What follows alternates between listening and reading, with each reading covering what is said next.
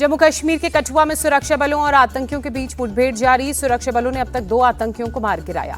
आतंकियों के साथ मुठभेड़ में जम्मू कश्मीर पुलिस ने 3 जवान उनको शहादत प्राप्त हुई, जबकि सुरक्षा बलों के 4 जवान घायल हो गए। घायलों को अस्पताल में भर्ती कराया गया। रमजान की अलविदा जुमे की आज पढ़ी जाएगी आखिरी नमाज। दिल्ली से लेकर मेरठ और संभल सहित संवेदनशील इलाकों में सुरक्षा पुख्ता की गई। संभल में अलविदा जुमे की नमाज से पहले संवेदनशील इलाकों में पुलिस पर फ्लैग मार्च, शाही जामा मस्जिद के आसपास पुलिस फोर्स की तैनाती। संभल में पुलिस ने नमाज के लिए जारी की नई गाइडलाइंस। मस्जिद और दरगाह में ही पढ़ी जाएगी नमाज। सड़क और घरों की छत पर नमाज की इजाजत नहीं। मेरठ पुलिस ने भी सड़क पर नमाज पढ़ने वालों को चेतावनी दी। सड़कों पर नमाज पढ़ी तो लाइसेंस और पासपोर्ट रद्द किया जाएगा। अलविदा जुमे की नमाज से पहले लखनऊ में पुलिस ने फ्लैग मार्च किया। इमामबाड़े से लेकर टीले वाली मस्जिद होते हुए पुराने लखनऊ में पुलिस फोर्स की चौकसी। बुलंदशहर में मौलानाओं ने लोगों से अपील की, ईद और अलविदा जुमे के मौके पर मस्जिद के अंदर ही पढ़ी जाए नमाज, सड़क पर कोई ना पढ़े नमाज। प्रयागराज में अलविदा की नमाज को देखते हुए पूरे शहर को सेक्टर और जोन्स में बांटा गया। डीसीपी अभिषेक भारती ने दी जानकारी। डीसीपी अभिषेक भारती ने बताया, संवेदनशील इलाकों में क्यूआरटी की तैनाती, ड्रोन से निगरानी भी जारी। वक्फ संशोधन बिल के विरोध के लिए all India Muslim personal law board का नया पैंतरा। अलविदा जुमे की नमाज के वक्त मुसलमानों से बाजू पर काली पट्टी बांधने की अपील। पटना में भी उठी सड़क पर नमाज पढ़ने की रोक की मांग। बीजेपी के मंत्री नीरज कुमार बबलू ने कहा, सड़क पर चलने के लिए देते हैं टैक्स, नमाज के लिए मस्जिद है। नीरज कुमार बबलू का नमाज के बहाने से वक्फ बोर्ड पर हमला। कहा, सड़क पर नमाज पढ़ेंगे तो कल वक्फ वाले दावा करेंगे कि सड़क भी उनकी है।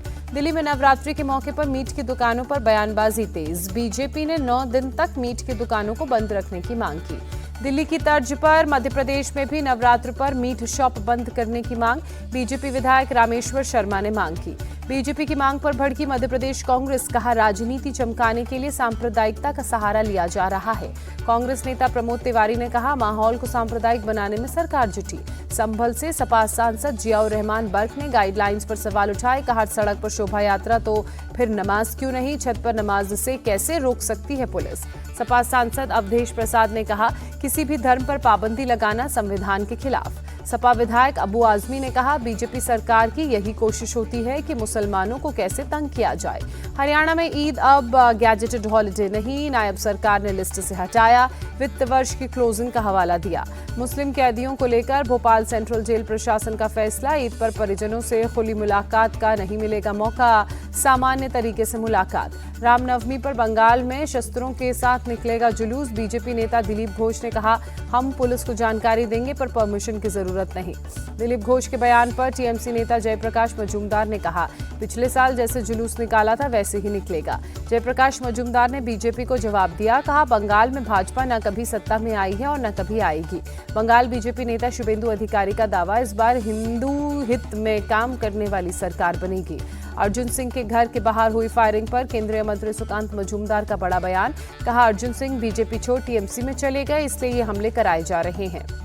जस्टिस यशवंत वर्मा केस की आज सुप्रीम कोर्ट में सुनवाई। जस्टिस वर्मा के खिलाफ एफआईआर दर्ज किए जाने वाली याचिका पर सुनवाई होगी। सुप्रीम कोर्ट के वकील मैथ्यू नेदुम्पारा ने याचिका दायर कर पुलिस जांच की मांग की। कहा, इस मामले में 3 जज की समिति बनाने का कोई मतलब नहीं है। याचिका में न्यायपालिका में भ्रष्टाचार रोकने के लिए सरकार को प्रभावी कार्रवाई करने का निर्देश देने की मांग की गई। न्यायिक मानक और जवाबदेही विधेयक 2010 को दोबारा लाने की मांग की गई। सुप्रीम कोर्ट की जांच समिति ने दिल्ली फायर सर्विस के डायरेक्टर अतुल गर्ग का बयान दर्ज किया। 6 घंटे तक पूछताछ चली। सुप्रीम कोर्ट की इन्वेस्टिगेशन कमेटी के सामने आज पेश हो सकते हैं जस्टिस वर्मा। अपना पक्ष रखने के लिए हायर की वकीलों की टीम। दिल्ली विधानसभा के बजट सत्र का आज 5वां दिन। मुस्तफाबाद के बीजेपी विधायक मोहन सिंह बिष्ट आज मुस्तफाबाद का नाम बदलाव का प्रस्ताव रखेंगे। मोहन सिंह बिष्ट दोपहर 12 बजे के बाद मुस्तफाबाद का नाम बदलने का प्रस्ताव रखेंगे। मुस्तफाबाद का नाम शिवपुर करने का प्रस्ताव रखेंगे। दिल्ली के मुस्तफाबाद का नाम बदलने की बात पर आप नेता संजीव झा ने कहा, नाम बदलने से दिल्ली का भला नहीं होगा। कहा, यह नाम बदलने वाली सरकार। संजीव झा ने निशाना साधते हुए कहा, दिल्ली दिल वालों का शहर है, इसमें नफरत के बीज न बोएं। गोपाल राय ने दिल्ली के बजट के बहाने हमला बोला। कहा, बिना किसी आधार के बजट पेश किया गया।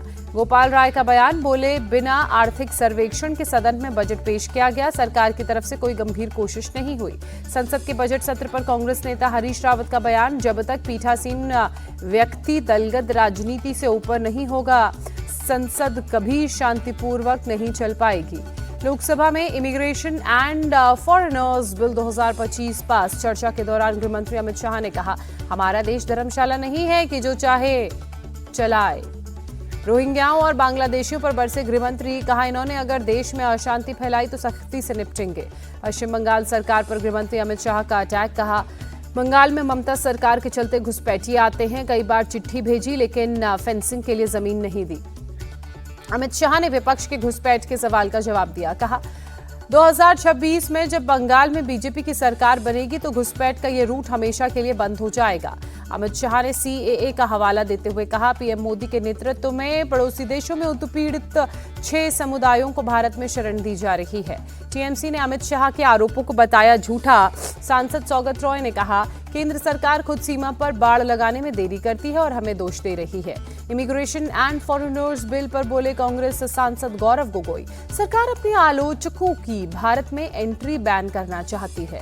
कांग्रेस के जिला इकाई प्रमुखों को राष्ट्रीय अध्यक्ष मल्लिकार्जुन खड़गे का संदेश, कहा हमारी विचारधारा मजबूत लेकिन सत्ता के बगैर इस पर अमल नहीं कर सकते। मल्लिकार्जुन खड़गे ने कहा, थोड़ी और मेहनत की होती तो हम सरकार बना लेते। संसद के अंदर और बाहर दोनों जगह हमारी बीजेपी और संघ से लड़ाई है। बिहार सीएम चेहरे पर कांग्रेस नेता तारिक अनवर का बयान, बोले जिसका बहुमत उसी पार्टी का सीएम। तारिक अनवर के बयान पर आरजेडी का जवाब, विधायक भाई वीरेंद्र बोले तेजस्वी ही सीएम पद के उम्मीदवार होंगे। महागठबंधन में सीएम फेस पर मतभेद को लेकर बीजेपी का तंज, तारकिशोर प्रसाद ने कहा, तेजस्वी को मौका कहां मिलेगा, सरकार तो एनडीए की बनेगी। राणा सांगा पर दिए विवादित बयान पर अड़े सपा सांसद रामजी लाल सुमन ने कहा, इस जन्म में तो माफी नहीं मांगूंगा, मैंने कड़वा सच कहा था, इतिहास को नकारा नहीं जा सकता। करणी सेना के हमले के बाद सपा सांसद ने राज्यसभा सभापति से सुरक्षा की गुहार लगाई, बोले सोची समझी साजिश के तहत हमला, मेरे परिवार को नुकसान पहुंचाना चाहते थे हमलावर। सपा सांसद के घर हमले को लेकर अखिलेश ने सीएम योगी को घेरा, कहा रामजी लाल दलित हैं इसलिए उनके घर पर अटैक हुआ। आगरा में रामजी लाल के घर पहुंचे रामगोपाल यादव, कहा यह सुनियोजित हमला था, पुलिस ने कैसे हमलावरों को छोड़ दिया। शिवसेना के पूर्व सांसद राहुल शिवाले ने केंद्रीय मंत्री गजेंद्र सिंह शेखावत से मुलाकात की, औरंगजेब की कब्र को संरक्षित राष्ट्रीय स्मारकों की सूची से हटाने की मांग। नागपुर हिंसा के बाद महाराष्ट्र अल्पसंख्यक आयोग का चुनाव, चादरों पर कलमा या आयतें ना लिखी जाएं। बनारस के औरंगाबाद खालिसपुरा समेत 50 मुस्लिम मोहल्लों के नाम बदलने की मांग उठी। महापौर और डीएम को 2 हिंदू संगठनों ने ज्ञापन सौंपा। मंगलुरु के हुलियामवू में राकेश नाम का एक शख्स पत्नी की हत्या के आरोप में गिरफ्तार। पुलिस ने 32 साल की गौरी अनिल सांबेकर का शव एक सूटकेस से बरामद किया। पुलिस के मुताबिक गौरी के शव पर चाकू से 8 से 10 घाव मिले। राकेश ने खुद फोन करके अपने सास ससुर को दी थी गौरी की हत्या की जानकारी।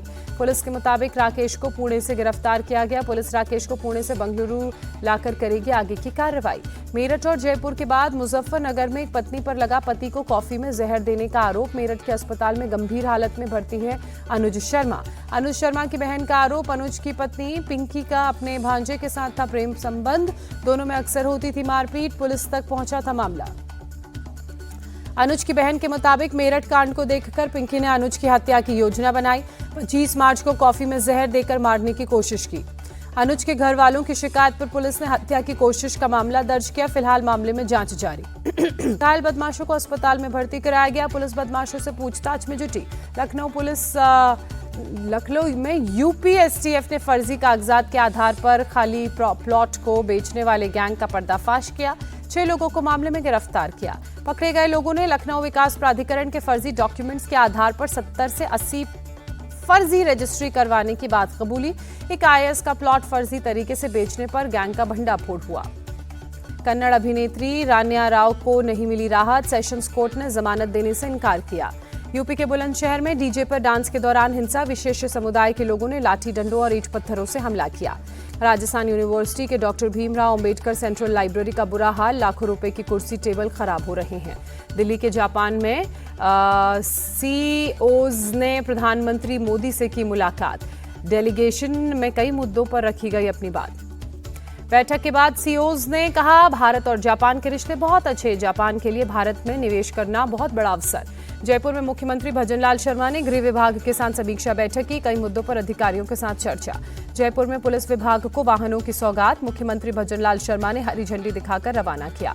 दिल्ली में स्टूडेंट्स अब फ्री में कर सकेंगे नीट और CUET की कोचिंग। रेखा सरकार ने बिग नाम की संस्था के लिए MOU साइन किया। अहमदाबाद में विश्व रंगमंच दिवस के मौके पर सम्मान समारोह का आयोजन। मुख्यमंत्री पटेल कार्यक्रम में शामिल। मुख्यमंत्री पटेल ने कलाकारों को सम्मानित किया। कार्यक्रम के दौरान संबोधित भी किया। कर्नाटक में नंदिनी दूध की कीमत में 4 रुपए प्रति लीटर की बढ़ोतरी। सहकारिता मंत्री ने KN राजन्ना ने कहा 1 अप्रैल से लागू होगी नई कीमत। जम्मू कश्मीर के पुंछ में इफ्तार का आयोजन। सेना की तरफ से दी गई पार्टी। भारत दौरे पर आएंगे रूसी राष्ट्रपति पुतिन। रूस के विदेश मंत्री लावरोव ने किया कंफर्म। भारत रूस के द्विपक्षीय एजेंडे पर आधारित कॉन्फ्रेंस में बोले भारत के विदेश मंत्री डॉक्टर जयशंकर। रणनीतिक साझेदारी बढ़ाना हमारी विदेश नीति की प्राथमिकता। IPL में आज चेन्नई सुपर किंग्स और RCB की टक्कर। चेन्नई के MA चिदम्बरम स्टेडियम में शाम 7:30 बजे मैच होगा। IPL के 7वें मुकाबले में लखनऊ सुपर जायंट्स ने पहली जीत दर्ज की। सनराइजर्स हैदराबाद को 5 विकेट से हराया। लखनऊ के तेज गेंदबाज शार्दुल ठाकुर बने player of the match. Shardul ने 4 ओवर में 34 रन देकर 4 खिलाड़ियों को पवेलियन चलता किया।